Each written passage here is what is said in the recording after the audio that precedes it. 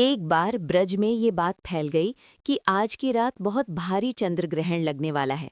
उस समय के ज्योतिषियों और समाज के बड़े बुजुर्गों का मानना था कि चंद्र ग्रहण के समय बाहर निकलना या किसी शुभ कार्य को करना अशुभ होता है।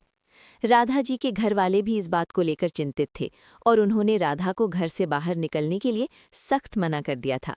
लेकिन राधा जी का मन तो कान्हा की मुरली में बसा था। वे विचलित थीं कि यदि आज वे यमुना तट पर नहीं गईं तो कृष्ण के दर्शन कैसे होंगे। जब ग्रहण का समय निकट आया तो चारों ओर अंधेरा छाने लगा। चंद्रमा धीरे धीरे काला पड़ने लगा। लेकिन तभी कृष्ण ने अपनी लीला रची। उन्होंने यमुना के तट पर अपनी मुरली बजाई। उस मुरली की तान इतनी शक्तिशाली थी कि राधा जी के लिए घर की दीवारें और समाज का भय सब तुच्छ हो गए। राधा जी भागती हुई यमुना किनारे पहुंची।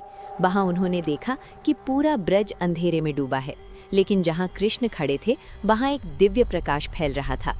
राधा जी ने पूछा, कान्हा, सब कहते हैं कि ग्रहण के समय बाहर निकलना अशुभ है और चंद्रमा को राहु निगल रहा है, फिर आप यहाँ निर्भय होकर क्यों खड़े हैं? कृष्ण मुस्कुराए और बोले, राधे, ग्रहण तो केवल एक छाया है। जिसे संसार अशुभ कहता है वो तो प्रकृति का एक नियम मात्र है। भक्त के लिए तो हर क्षण शुभ है, यदि उसके हृदय में प्रेम का दीपक जल रहा हो।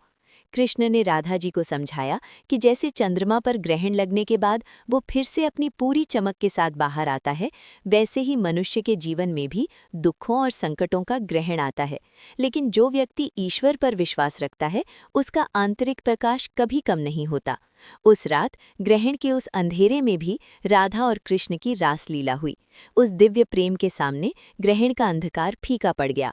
ये कहानी हमें बताती है कि जब मन में कृष्ण यानी परमात्मा का वास हो तो बाहरी दुनिया का कोई भी दोष या ग्रहण हमारा अहित नहीं कर सकता।